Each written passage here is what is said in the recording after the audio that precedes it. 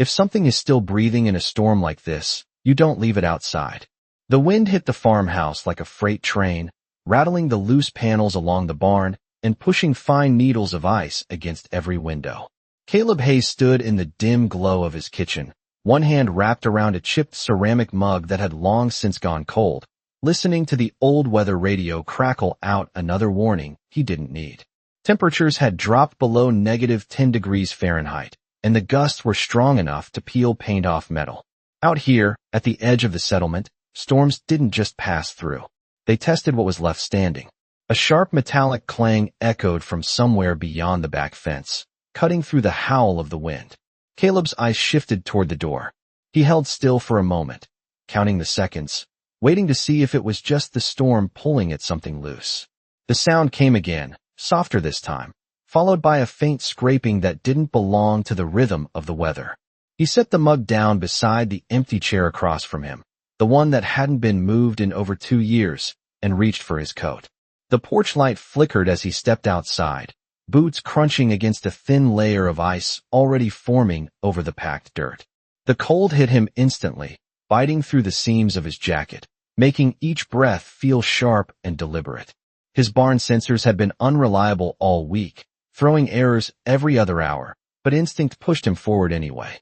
A narrow trail cut through the snow, barely visible under the shifting frost, leading toward the storage shed at the far end of the property. Caleb followed it, shoulders hunched against the wind, one gloved hand shielding his eyes. The shed door was slightly ajar, moving just enough to tap against the frame with each gust. That was the source of the noise. Or at least, that's what it should have been. He slowed as he approached, something about the pattern of the marks in the snow pulling his attention. Not footprints. Not exactly.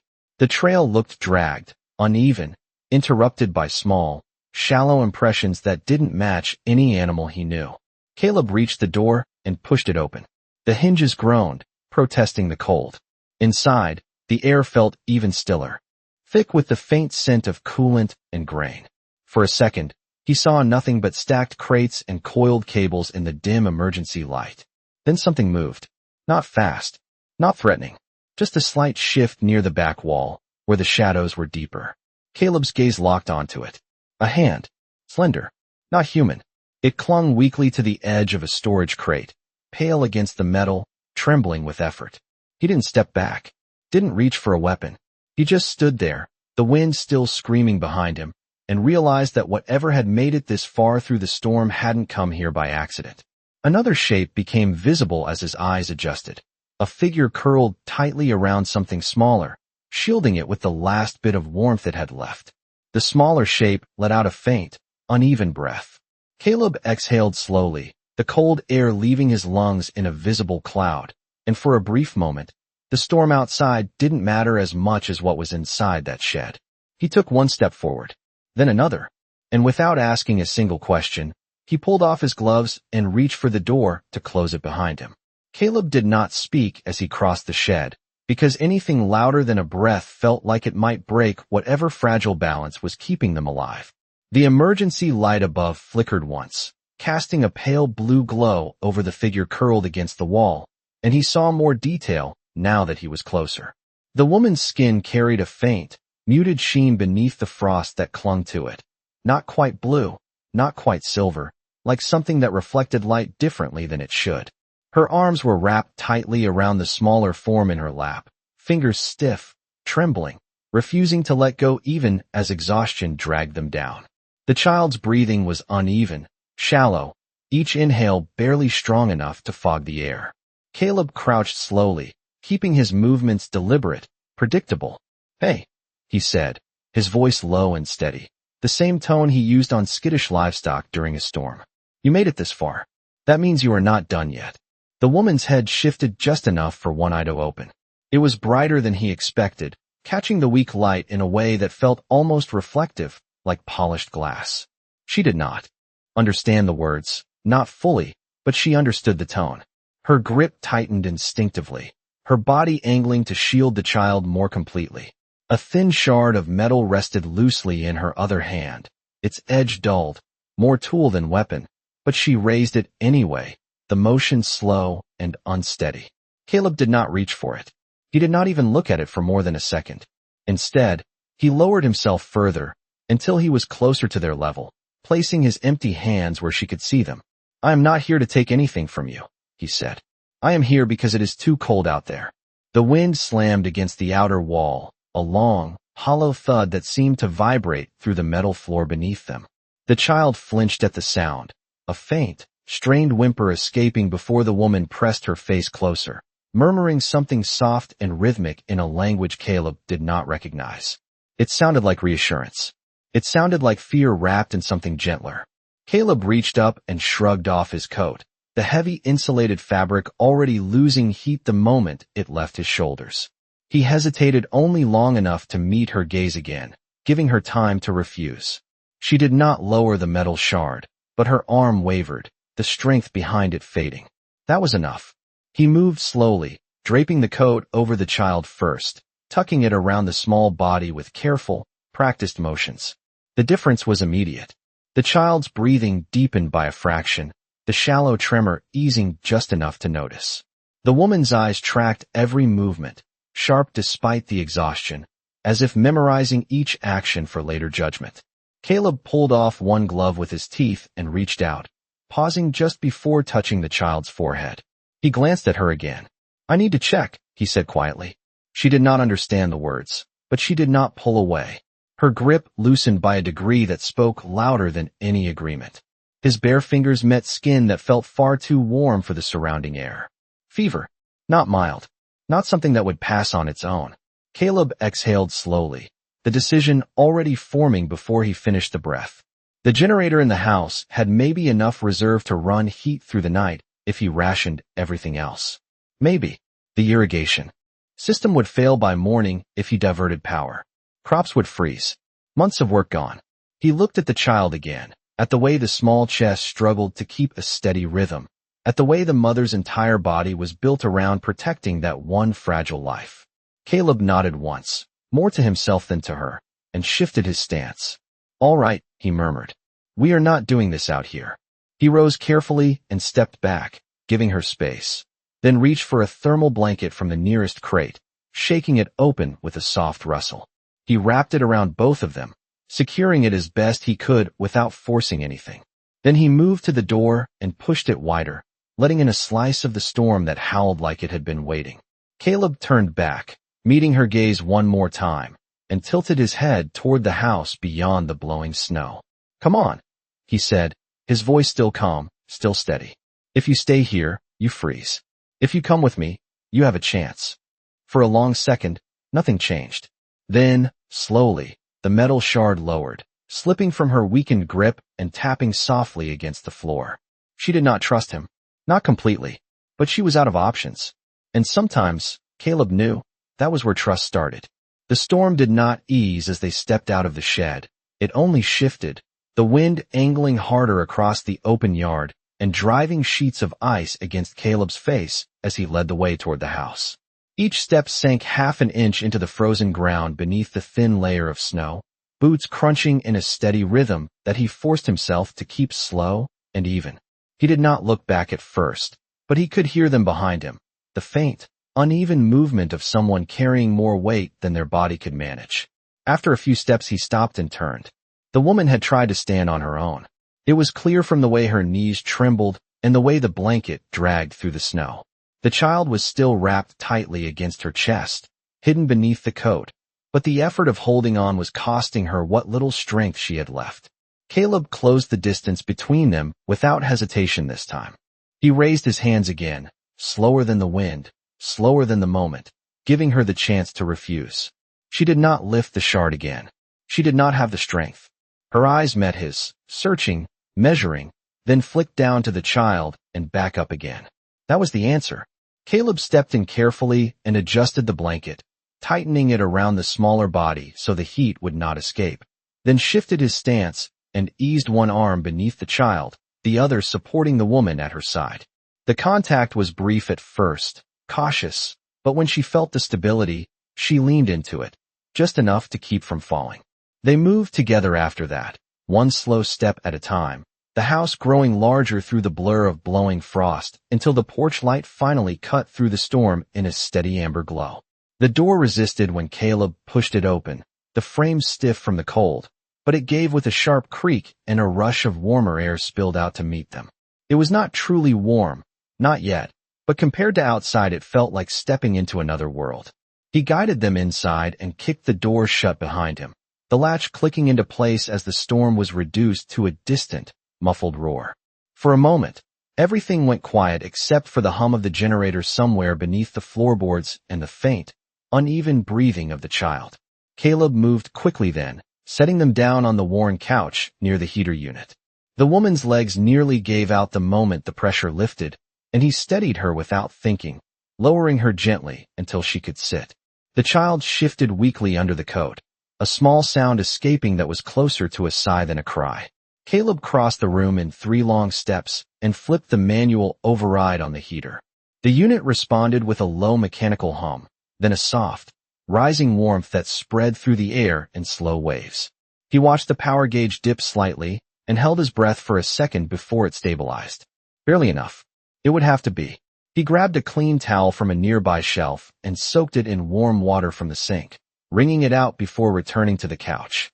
He knelt again just as he had in the shed, keeping his movements steady, predictable. The woman watched him closely, her eyes still sharp despite the exhaustion, her body angled protectively even now. Caleb did not reach for the child immediately. Instead, he placed the warm cloth within her line of sight, then gently guided her hand toward it. For the fever, he said softly, demonstrating the motion against his own wrist before nodding toward the small form in her arms. She hesitated, then followed his lead, pressing the cloth carefully against the child's forehead. The reaction was immediate. The tightness in the child's expression eased just enough to notice, the breathing becoming a little less strained, a little more regular. The woman exhaled, a long, shaky release that seemed to carry more than just physical tension. Caleb leaned back slightly, giving her space, and reached for the old kettle on the stove. He filled it, set it over the flame, and listened as the faint hiss of heating water joined the quiet rhythm of the room. Behind him, the heater continued its low hum, pushing back against the cold inch by inch. Caleb glanced over his shoulder once more. The woman had not taken her eyes off him, but something in her posture had shifted. Not trust, not yet, but the edge of immediate fear had softened, replaced by something quieter, something that allowed her to breathe without bracing for the next threat.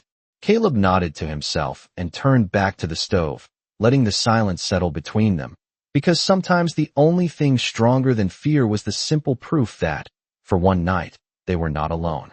The kettle began to whisper before it sang, a thin thread of sound that curled into the quiet room as steam slowly gathered along the metal spout. Caleb watched it for a second, then reached over and turned the flame down, not off, just enough to keep the water hot, without wasting what little fuel he had left. Every adjustment mattered out here. Every drop. Behind him, the heater pushed out a steady stream of warmth, not strong, not comfortable, but enough to keep the edge of the cold from settling back into the walls. He could feel it on his hands now, the sting fading, the stiffness in his fingers loosening as circulation returned. He picked up a second mug from the counter, one that did not match the first, and filled both halfway with hot water before adding a measured scoop of powdered nutrients from a sealed tin. It was not much, but it was warm, and right now warmth was doing most of the work. When he turned back toward the couch, the woman was still watching him, but her posture had shifted again, just a fraction, just enough to show that the constant readiness to move or defend had eased into something quieter.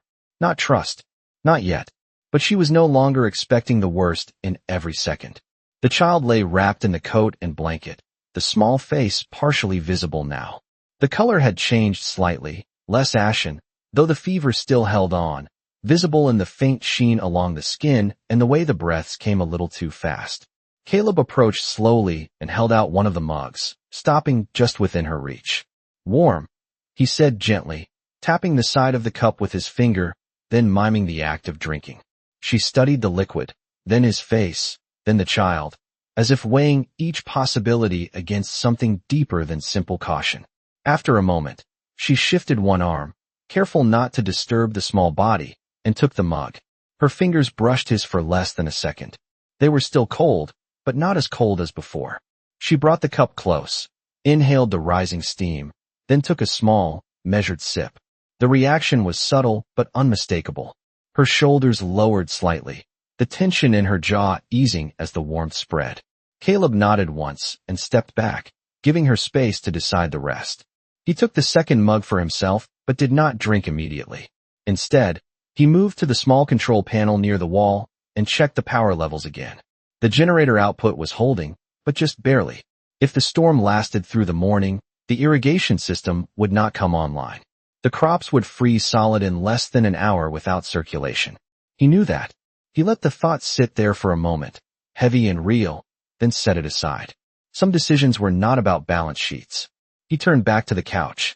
The woman had adjusted the cloth on the child's forehead with more confidence now, repeating the motion he had shown her earlier, slow and careful. The child stirred again, a faint sound escaping, and this time the woman responded immediately, leaning closer, her voice a soft rhythm that filled the space between breaths. Caleb did not understand the words, but he understood the intention. He had heard that tone before, years ago, in a different room, in a life that felt like it belonged to someone else now. He lowered himself into the chair across from them, the old wood creaking under his weight, and finally took a sip from his mug. The warmth spread through his chest, grounding him in the present moment. For a while, no one spoke. The only sounds were the low hum of the heater, the quiet simmer of the kettle, and the soft cadence of a mother refusing to let her child drift too far. Caleb watched the rise and fall of the small blanket, counting each breath without realizing he was doing it, the same way he counted rows in the field, the same way he measured time when there was nothing else to mark it. After a few minutes, the woman's eyes lifted from the child and found his again. There was something different there now. Not gratitude. Not yet. But recognition. As if she had begun to understand that whatever this place was, whatever he was, it did not follow the rules she had learned to survive by. Caleb held her gaze for a second, then gave a small, almost imperceptible nod. No promises. No explanations. Just a quiet agreement that, for this night, the storm stayed outside, and everything that mattered was contained within these four walls. Time moved differently inside the farmhouse, not measured by clocks or schedules, but by the slow rise of warmth and the steadier rhythm of a child's breathing. Caleb did not realize how long he had been sitting there until the kettle clicked softly as the last of the heat leveled out, and the hum of the generator dipped for a fraction of a second before correcting itself. He set his mug down and leaned forward slightly, elbows resting on his knees, his eyes fixed on the small rise and fall beneath the blanket. It was more consistent now. Not perfect, but no longer fragile in the same way. Across from him, the woman had not moved much, but the change in her was just as clear. Her shoulders were no longer locked in place. Her grip on the child, while still protective, had softened enough to allow space for careful adjustments. She had learned quickly. That alone told him more than words could. The cloth had cooled, and she replaced it without looking to him for guidance, dipping it into the bowl of warm water he had left nearby, wringing it with controlled precision before pressing it gently back against the child's forehead. Her hands still trembled, but less from cold now and more from exhaustion catching up to her. Caleb shifted in his chair and stood, moving quietly to the cabinet near the sink. He pulled out a small kit, worn at the edges, and returned with it, stopping a few feet away so she could see what he was holding. He opened it slowly, revealing a simple thermometer and a few sealed packs of fever reducers designed for general use across multiple species. He did not assume compatibility. He did not assume anything. He just held them up, then pointed lightly toward the child, raising his eyebrows in a silent question. The woman watched him closely, then looked down at the child, then back at the items in his hand. There was hesitation there, deeper than before, tied to something more than fear of harm. It was the hesitation of someone who had learned that help often came with a cost. Caleb did not move closer. He simply waited. After a long moment, she gave the smallest nod. It was enough. He stepped in slowly and knelt beside the couch again, careful not to crowd her space. He demonstrated first, placing the thermometer against his own wrist, then waiting a second before showing her the reading, then gently guiding her hand so she could mirror the action. She followed, pressing it lightly against the child's skin. They both watched the small screen in silence. When the number stabilized, Caleb exhaled through his nose. Still high, but lower than before. Progress. He reached for one of the sealed packs and paused again, letting her see every movement. This helps, he said softly, tapping the packet, then miming swallowing before shaking his head and pointing to the child, then to the liquid in the cup, suggesting a mixture. She studied his gestures, then carefully opened the packet, her movements deliberate despite the fatigue. Caleb handed her the second mug, and she dissolved the contents into the warm liquid, stirring slowly until it blended. She lifted the child just enough, supporting the head with practiced care, and guided a small sip between the child's lips. The reaction was subtle, a slight swallow, then another, each one a small step back from the edge they had been standing on. Caleb leaned back again, giving her space, and this time when he sat, he did not feel the same tightness in his chest. The room had changed, not in any visible way, but in the way it held them. The heater continued its steady hum. The light cast a warmer glow across the worn wood and old metal surfaces, and the storm outside, while still present, felt farther away, like something happening in another place entirely. The woman looked up again, meeting his eyes, and this time there was no immediate tension in her gaze. There was something else there. Something quieter. Something that acknowledged what had been done without needing to name it. Caleb gave a small nod in return, then reached over and adjusted the angle of the heater slightly, directing more warmth toward the couch. It was a small change. But tonight, small changes were everything. The night settled deeper around the farmhouse, not with silence, but with a kind of quiet that carried weight, like the world outside had been pushed back just far enough to let something fragile exist inside. Caleb leaned his head lightly against the back of the chair, eyes half-lidded but not asleep, listening to the rhythm of the room. The heater breathed in slow cycles. The generator answered in low mechanical pulses beneath the floor, and between them was the softer, human sound of breath that had finally found a steadier pattern. He did not need to look to know the child was improving. He could hear it. Across from him, the woman shifted slightly, adjusting the blanket with a care that had become more precise now that panic no longer guided her hands. Her movements had changed. Earlier, everything she did had been urgent, reactive, built around survival. Now there was intention, thought. She was no longer just holding on. She was caring. Caleb noticed the way her gaze moved around the room when she thought he was not watching, taking in details piece by piece. The heater, the stove, the worn edges of the table, the extra chair that remained untouched. She was learning the space the same way she had learned his gestures, mapping what was safe, what was not, what belonged to him, and what might be shared. Her eyes paused on the small framed photograph sitting near the shelf, the one turned slightly away from the center of the room. Caleb followed her gaze for a second, then looked away before she could notice. Some things did not need explanation. The woman's attention returned to him, and this time when their eyes met, she did not look away immediately. There was a question there, not spoken, not even fully formed, but present. Caleb recognized it because he had seen it before, in people who had spent too long believing that every kindness carried a hidden cost. He exhaled slowly and leaned forward, resting his forearms on his knees again. "You are safe here," he said, his voice quiet, even, not trying to convince, just stating what was true in this moment. He tapped his chest lightly. "Caleb." Then he gestured gently toward her, leaving space for her to decide if she wanted to answer.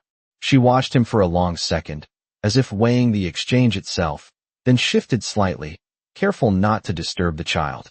Her voice, when it came, was soft but clear, carrying a tonal quality that felt almost musical despite the exhaustion. "Nariah."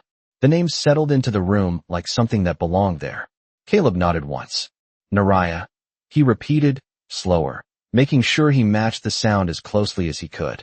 Her expression changed just slightly, not quite a smile, but something close to acknowledgement. She lowered her gaze to the child and spoke again, quieter this time, the words shorter. "Miri." Caleb followed her gaze and nodded again. "Miri." The child stirred faintly at the sound of her name, a small shift beneath the blanket, then settled again, the fever no longer pulling as hard. The three names hung in the air for a moment, simple, grounding, turning strangers into something more defined. Caleb leaned back again, letting the moment sit without adding to it. Outside, the wind struck the walls once more, a reminder that nothing beyond this room had changed. The storm was still there. The cold was still waiting. The morning would come with its own set of problems he had not yet solved. But inside, something had shifted. Not in a dramatic way. Not in a way that could be measured. Just enough that when Naraya looked at him again, the question in her eyes had softened into something quieter. Something that did not ask what he wanted in return. Something that simply observed that he had asked for nothing at all. Caleb picked up his mug again, now only lukewarm, and took a slow sip, eyes drifting back to the steady rise and fall beneath the blanket. "Get some rest," he said after a moment, not expecting her to understand the words, but knowing the tone would carry. Naraya hesitated, then slowly leaned back against the couch, her body still angled protectively around Miri, but no longer held rigid by fear. Her eyes remained open for a few seconds longer, watching him, memorizing him. Then finally, gradually, they closed. Caleb did not move from his chair. He did not turn off the light. He simply sat there, listening, keeping quiet watch as the night held together around them, one small, steady breath at a time. The first sign that the night was not going to end quietly came as a flicker, not from the lights inside, but from the faint glow that slipped through the edges of the window blinds. Caleb's eyes opened instantly, the kind of awareness that did not come from rest, but from years of learning to listen for what did not belong. The heater was still running. The generator was still steady. The breathing behind him had not changed. But outside, something new had entered the storm. He stood without making a sound, setting the empty mug aside, and moving toward the window in slow, measured steps. The glass was cold beneath his fingers as he adjusted the blind just enough to see through a narrow gap. At first, there was only the storm, the endless motion of white against darkness. Then the light shifted again, cutting through the snow in a clean, deliberate sweep that did not belong to wind or weather. It moved with purpose. It searched. Caleb exhaled slowly, his breath fogging the glass for a second before fading. He had seen that kind of movement before, not often, but enough to recognize it. Aerial scan. Not random. Not lost. Looking for something specific. Behind him, the couch shifted. Not sharply. Not in panic. Just enough that he knew Naraya was awake. He did not turn immediately. He kept his eyes on the light outside as it passed over the edge of the field, illuminating the frozen rows in brief, sterile flashes. The crops would not survive the morning without power. That thought came and went without anchoring. There were more immediate concerns now. "Stay quiet," he said, his voice low, controlled, the same tone he had used all night. He did not know if she understood the words, but the shift in his posture was enough. The air in the room changed. The calm they had built settled into something more alert, more focused. Caleb moved away from the window and crossed the room, his steps deliberate but quick. He reached the control panel and cut the exterior lights first. The porch went dark, removing the easiest point of reference from outside. Then he adjusted the heater output, lowering it just enough to reduce the thermal signature without letting the room drop too fast. The hum softened slightly, the warmth still present but less obvious. He paused, listening. The light outside passed again, closer this time. The beam cut across the front of the house, sliding over the walls in a clean arc before moving on. It lingered for a fraction longer than before. Caleb's jaw tightened just slightly. Not coincidence. Pattern. He turned back toward the couch. Naraya was already moving, her body angled protectively around Miri, but there was no panic in her actions. Only speed. Only precision. She had understood enough. The trust was not complete, but it was there in the way she followed his lead without hesitation. Caleb gestured toward the floor beside the couch, then to the narrow space between the furniture and the wall, a place where shadows held deeper and lines broke up more easily. "Here," he said quietly, demonstrating by crouching briefly, lowering his profile, then rising again. She nodded once, the motion small but certain, and shifted with careful control, easing Miri down into the indicated space while keeping the blanket tight around her. The child stirred faintly but did not wake fully, the fever pulling her deeper into a fragile rest. Caleb moved back to the window for one more look. The light had stopped moving. That was worse than if it had kept going. It meant something had caught its attention. He scanned the field, eyes narrowing as he searched through the blowing snow. There, a darker shape beyond the far fence line, partially obscured, hovering just above the ground. Not large, not loud, but precise. Watching, Caleb let the blind fall back into place and turned away. The decision had already been made before he even reached for the coat hanging by the door. He picked it up, then paused, looking back once at the narrow space where Naraya and Miri lay hidden. Their eyes were on him now, both of them, one awake, one barely so. He held her gaze for a second, steady, unshaken, then gave a single, small nod. No explanation, no reassurance spoken out loud, just the same message he had given from the beginning. I am still here. He pulled the coat on and reached for the door, opening it just enough to slip through before the storm swallowed him again, leaving the warmth behind and stepping out into the cold with a purpose that had nothing to do with crops, or power, or anything he stood to lose by making the wrong choice. The cold hit harder this time, not because it had grown stronger, but because Caleb stepped into it with intention instead of resistance. The wind pushed against his coat immediately, slipping through seams and biting at the exposed edges of his face, but he did not slow. He moved along the side of the house instead of straight out, keeping low, using the structure as partial cover while his eyes tracked the faint glow beyond the field. The hovering shape was clearer now, a compact craft suspended just above the frozen ground, its underside emitting a soft, controlled light that cut through the storm in narrow, deliberate sweeps. It was not searching blindly anymore. It was focusing. Caleb adjusted his path, angling toward the old irrigation control shed about 30 yards out, boots crunching in a rhythm he forced to stay steady despite the urgency pressing against his chest. He knew this land better than anything else. Every post, every dip in the ground, every section where the snow drifted deeper than it should. That knowledge was the only advantage he had, and he used it without hesitation. As he reached the shed, he pulled the door open just enough to slip inside, shutting it quickly behind him to block the wind. The interior was dark, the faint outline of equipment barely visible, but he did not need light. His hands moved by memory, reaching for the manual override panel mounted along the back wall. The system had not been updated in years, which was exactly why it still worked when newer tech would have failed. He flipped the main breaker for the irrigation grid, not to activate it, but to trigger the backup diagnostics. The result was immediate. Across the field, small indicator nodes embedded along the crop lines began to flicker to life one by one, each emitting a low-level signal pulse designed to test connectivity. From above, it would look like a scattered pattern of activity, dozens of points lighting up in irregular intervals, each one capable of drawing attention away from a single fixed location. Caleb listened for a second, then stepped back out into the storm. The effect was already visible. The hovering craft shifted slightly, its light sweeping away from the house and toward the newly active points across the field. It hesitated, recalibrating, its focus dividing. That was all he needed. He moved again, this time circling wider, putting more distance between himself and the house, making sure his path left clear, deliberate tracks in the snow leading away from where Naraya and Miri were hidden. The wind would erase them eventually, but not fast enough to matter in the next few minutes.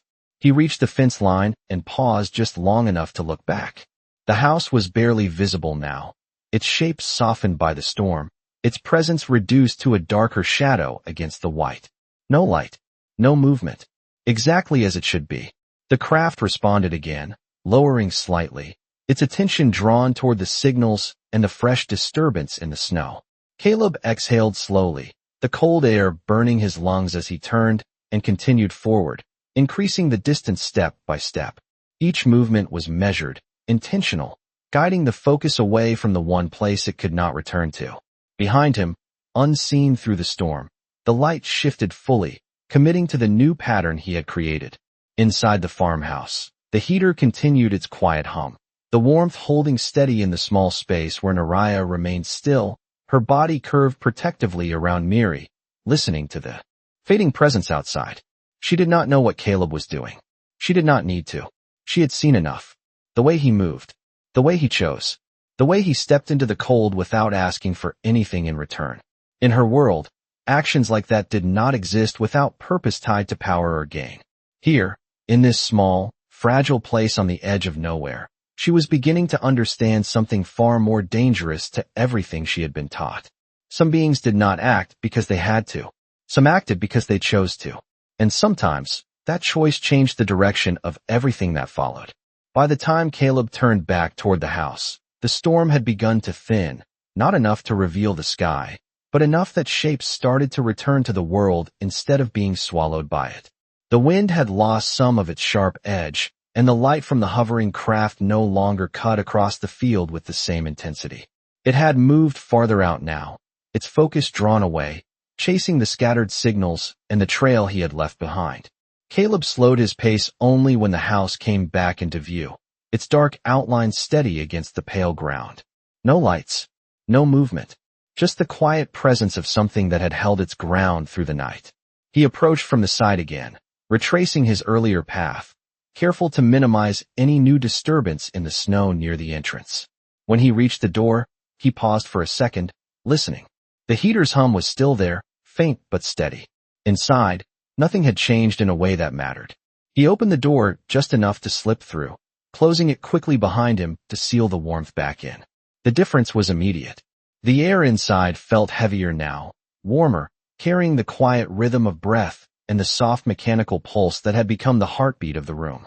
Caleb removed his coat slowly, hanging it by the door, the fabric stiff with cold, then turned toward the couch.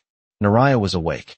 She had not moved from where he had left her, but her eyes followed him the moment he stepped in, sharp, searching, and something else beneath that.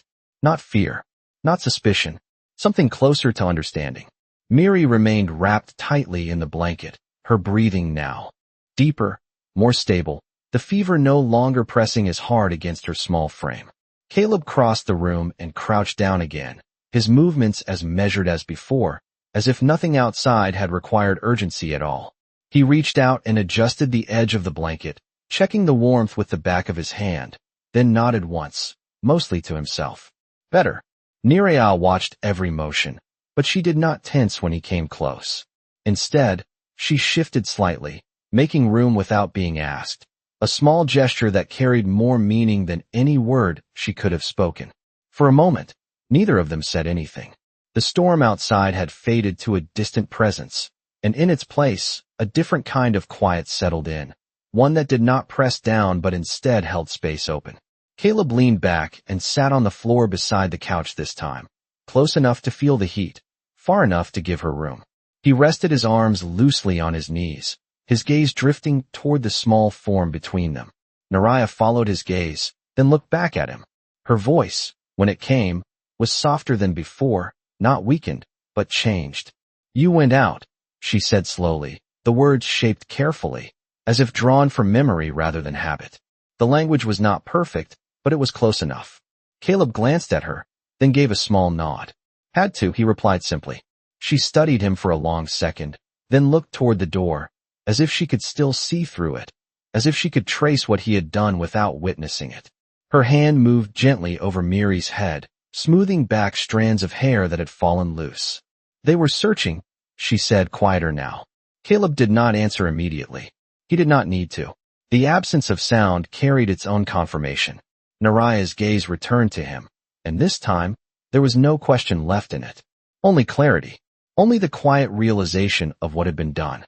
She held that look for a moment, then lowered her head slightly, not in submission, not in formality, but in something far more personal. Respect. The kind that was not given easily. The kind that could not be taken. Caleb shifted slightly, uncomfortable with the weight of it, and looked back toward the heater, adjusting the dial. A fraction to keep the balance steady. The generator responded with a soft change in tone, holding the line between enough and not enough. Outside, the first hint of morning began to press against the horizon, a faint gray light replacing the deeper dark of night. It slipped through the edges of the blinds, subtle, almost unnoticed, but present. The storm had not ended, but it had loosened its grip. Caleb leaned back against the side of the couch, his eyes following that thin line of light for a second before drifting back to the room. Naraya had settled again, her body still curved protectively around Miri, but no longer held rigid by fear. Her hand rested lightly over the blanket, her breathing matching the steadier rhythm of the child. For a long moment, nothing moved. Nothing needed to. Then, as the light outside grew just enough to soften the shadows in the room, Naraya spoke again, her voice barely above a whisper. Where I come from, she said slowly, choosing each word with care. No one would have opened that door. Caleb did not look at her this time. He kept his eyes on the quiet rise and fall of the blanket, on the small, steady proof that the night had been survived. He let the words sit in the air for a second, then answered in the same tone he had used from the beginning. Simple. Uncomplicated. Yeah, he said quietly. That is the problem. The room fell still again after that, but it was not the same stillness as before. It was something warmer. Something that did not come from the heater or the walls or the generator holding on by a thread. It came from a choice that had been made hours earlier, in the middle of a storm, when it would have been easier to walk away. And as the first real light of morning finally reached the edges of the room, it carried with it something small but undeniable. Not power, not reward, just the quiet, unshakable weight of something that could not be measured, but could be felt in every steady breath that followed.